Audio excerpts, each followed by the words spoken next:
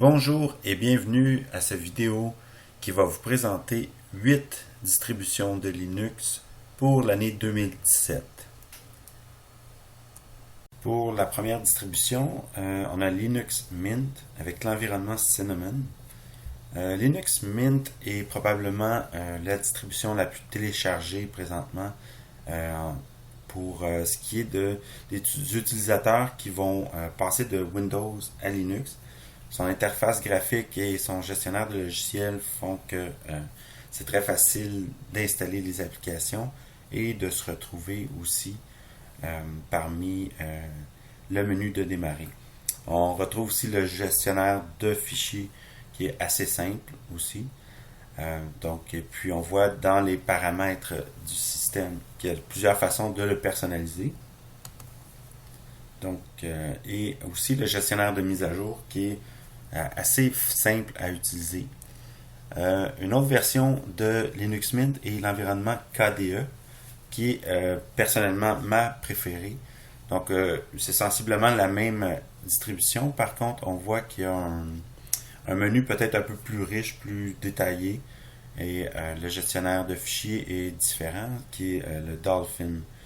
Au niveau du gestionnaire de logiciels, on voit que c'est sensiblement le même que les Linux Mint Cinnamon. Et on a aussi le gestionnaire de mise à jour qui est le même et aussi simple d'utilisation.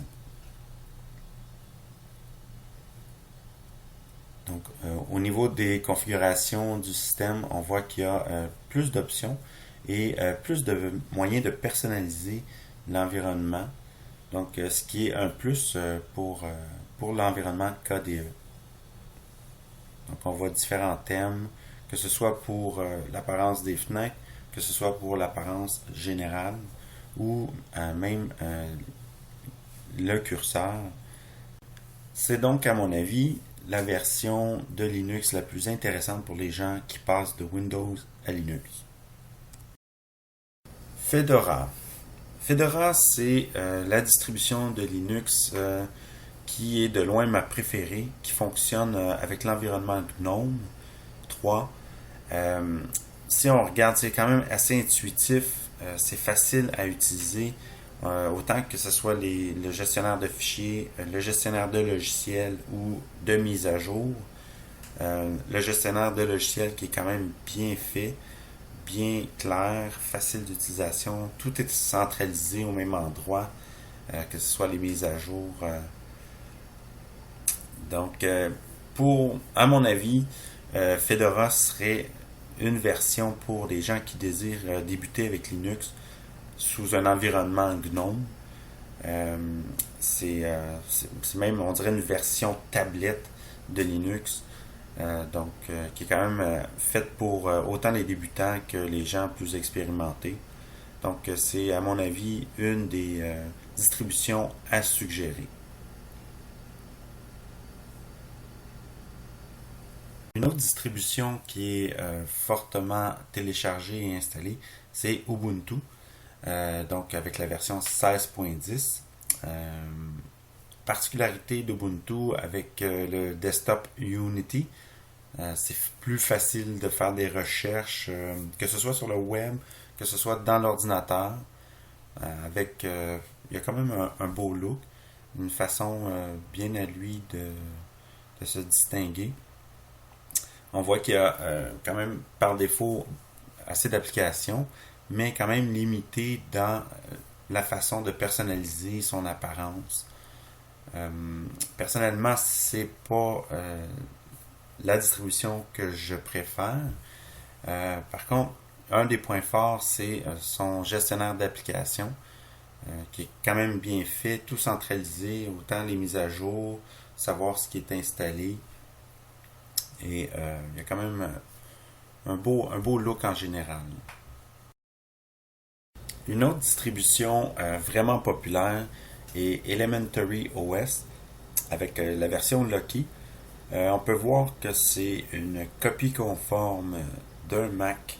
On voit avec son Software Center qui est très simple à utiliser. On peut aller faire les mises à jour à partir d'un seul menu. Donc, on voit vraiment la simplicité de l'application. Il y a quelques applications d'installer de base, et puis un menu qui rend l'utilisation simple avec le gestionnaire de fichiers semblable à macOS et les paramètres du système aussi. Donc on voit, c'est un coup de cœur que j'ai pour cette distribution-là. Par contre, je trouve qu'il manque peut-être des applications comme LibreOffice qui permet la compatibilité avec Office de Windows. Mais dans l'ensemble, c'est une belle distribution. Antergos. Une des particularités d'Antergos est qu'à l'installation, on peut sélectionner l'environnement qu'on désire, que ce soit de base, Cinnamon, GNOME, KDE, Mate, OpenBox, XFCE. Donc, il est quand même assez facile de le personnaliser à partir de l'installation. Si on regarde l'environnement GNOME, pour nous donner une idée, Antergos a développé leur propre environnement GNOME, qui est quand même facile à utiliser et plus, à mon avis, que d'autres distributions. On voit le gestionnaire de fichiers et le gestionnaire de logiciels qui est propre à GNOME. Par contre, c'est plus facile de trouver ce qu'on cherche avec cette interface-là. Quand même assez bien fait. Il y a aussi l'environnement KDE. Si on regarde, c'est similaire à l'environnement KDE des autres distributions. On peut regarder, on peut voir qu'il y a quand même beaucoup d'options, les options de KDE et aussi le Dolphin qui est le gestionnaire de fichiers par défaut dans l'environnement KDE. On a aussi les logiciels, le gestionnaire de logiciels qui peut être catégorisé par groupe, par état. On a aussi le gestionnaire des mises à jour qui est quand même assez bien fait. Solus qui est la distribution qui se veut moderne avec l'environnement Budgie. Donc on voit que c'est un environnement qui mélange élégance et simplicité. Il est quand même déjà complet dans l'ensemble au moment de l'installation. Il y a quand même beaucoup d'applications. On voit qu'il y a un menu pour le gestionnaire de fichiers, de logiciels, quand même assez bien complet, avec les mises à jour, toutes centralisées au même endroit. Donc on voit, il y a même les tierces applications dans Android, Google Chrome. Solus qui est quand même un de mes coups de cœur pour ce qui a trait à la facilité d'utilisation. Puis ça pourrait être une bonne alternative aussi à Windows. Donc